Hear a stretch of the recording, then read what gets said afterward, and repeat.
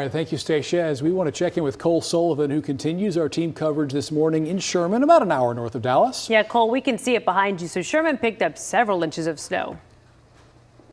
Yeah, and I just want to say, a lot of folks have been inside. A lot of folks have had crummy weather over the last day. So you're saying, okay, I want to get out of the house. I want to go buy something from the grocery store. I want to go have a bite to eat for breakfast. Well, this is what you first have to contend with if you're up here in Sherman.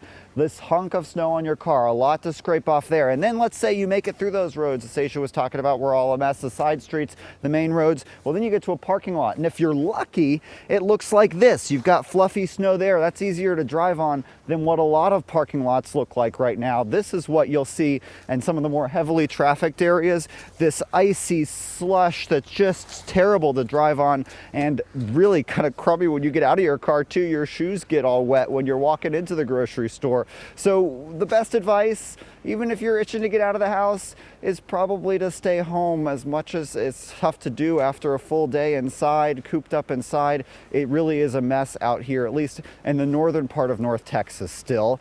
My colleague Richard Solomon is almost as excited as I am to be out in the snow. He's in Plano. Richard, what's the conditions like where you are? Well, thank you so much, Mr. Cold Sullivan. So we've been in Plano for the last couple of days now, but I want to show you something real quick. I know we don't have a lot of time, but I told you how quickly things can freeze. West Parker Road, for example, that's clear. It looks clear, but it is still wet.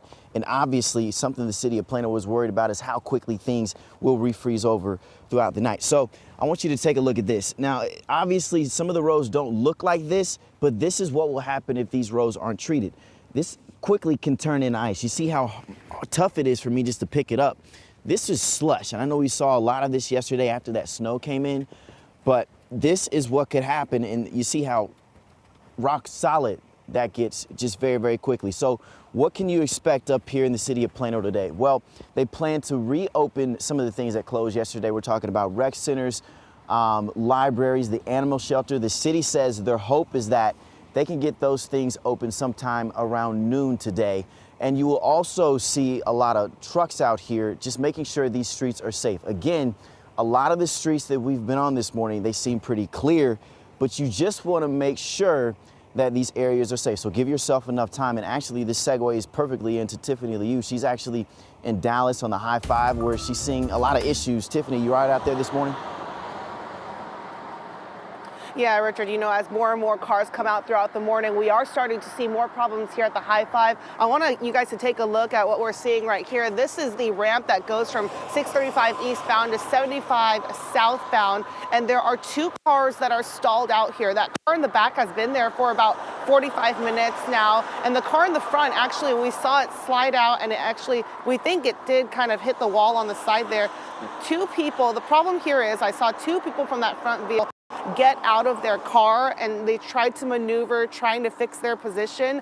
The suggestion here and the recommendation here is to absolutely not get out of your car. You should never get out of your car on the highway, let alone when we have slick conditions like this.